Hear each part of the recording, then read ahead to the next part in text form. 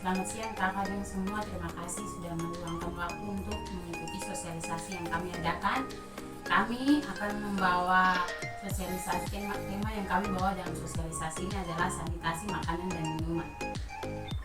Perkenalkan, saya Merin Ana Marieta. Saya Leni Boli. Saya Astrid Ninti Sumbano. Dan saya Theodosia Sutretari. Saya akan menjelaskan mengenai pengertian prinsip higienis sanitasi makanan dan minuman. Prinsip higienis sanitasi makanan dan minuman adalah pengendalian terhadap tempat, bangunan, peralatan, orang, dan bahan makanan yang dapat atau mungkin dapat menimbulkan gangguan kesehatan atau keracunan makanan. Terdapat 4 pokok higienis sanitasi makanan dan minuman yang berpengaruh terhadap makanan. Yang pertama, kontaminasi atau pencemaran. Kontaminasi itu adalah masuknya zat asing ke dalam makanan yang akan kita konsumsi. Yang kedua, keracunan. Keracunan adalah makanan yang timbulnya gejala klinis atau penyakit atau gangguan kesehatan lainnya akibat mengonsumsi makanan yang tidak higienis. Yang ketiga, pembusukan. Dan yang keempat, pemalsuan. Contohnya seperti saus tomat dipalsukan, pepaya dipalsukan menjadi saus tomat. Selanjutnya, materi selanjutnya saya akan mempersilakan teman saya. Selanjutnya kita masuk dalam 6 prinsip higienis sanitasi makanan dan minuman. Nah, di sini pemilihan bahan makanan.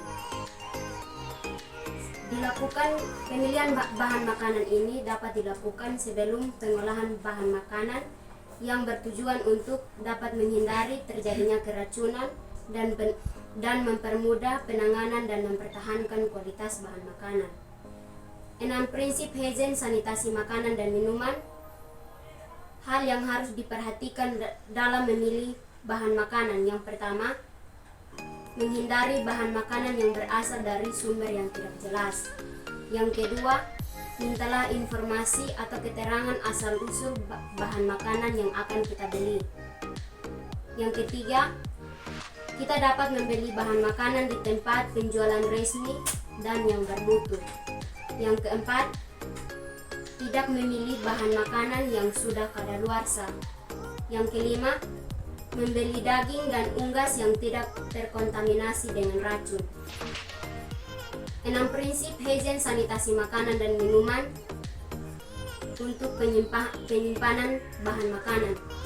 Penyimpanan bahan makanan bertujuan agar bahan makanan tidak mudah rusak dan kehilangan nilai gizinya.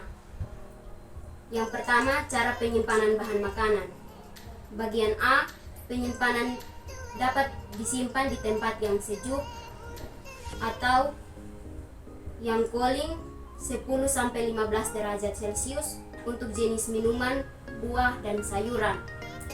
Bagian B, dapat menyimpan di tempat yang dingin 4-10 derajat Celcius untuk bahan makanan yang berprotein.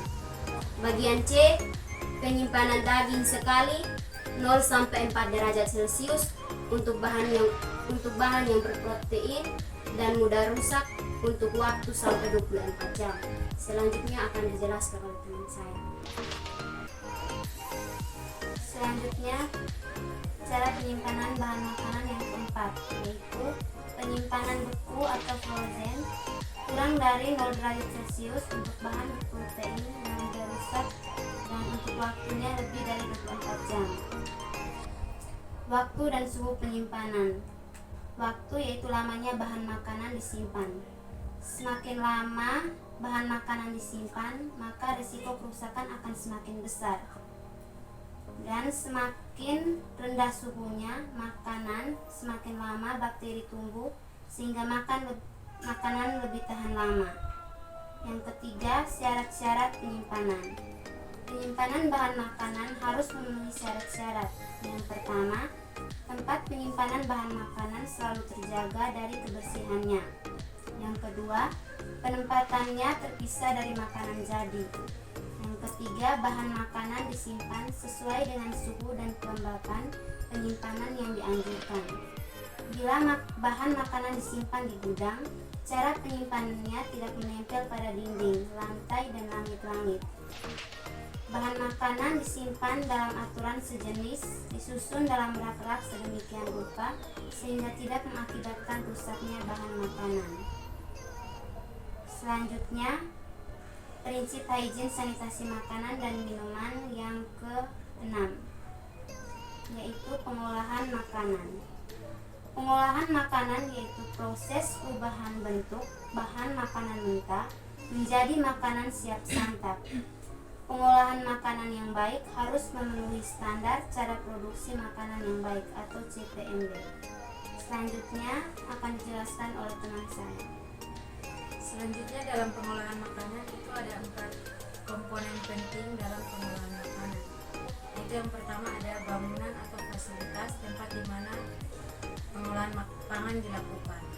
Jadi tempatnya itu harus bersih dan higienis, bebas dari serangga misalnya lalat, kecoa, tikus dan lain-lainnya. Kemudian komponen penting yang kedua adalah peralatan yang digunakan untuk pengolahan makanan, misalnya pisau, sendok, kuali. Kita harus menjaga kebersihan. Kemudian yang ketiga ada penjama makanan. Nah, penjama makanan ini adalah petugas yang menjama atau mengolah makanan itu sendiri.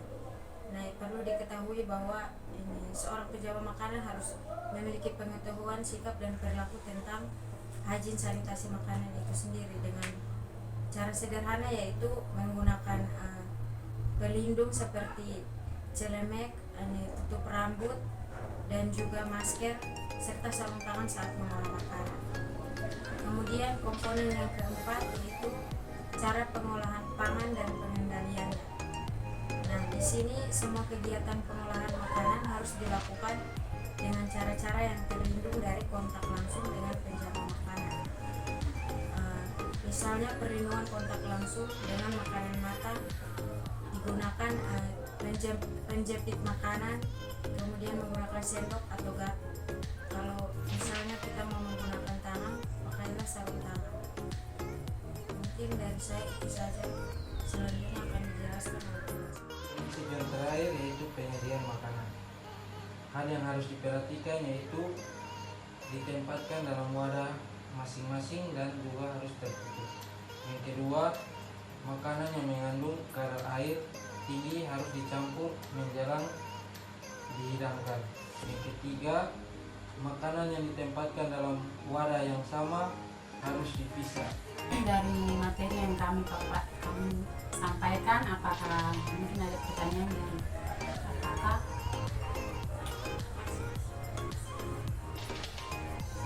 Oke, kalau sudah dimengerti, terima kasih.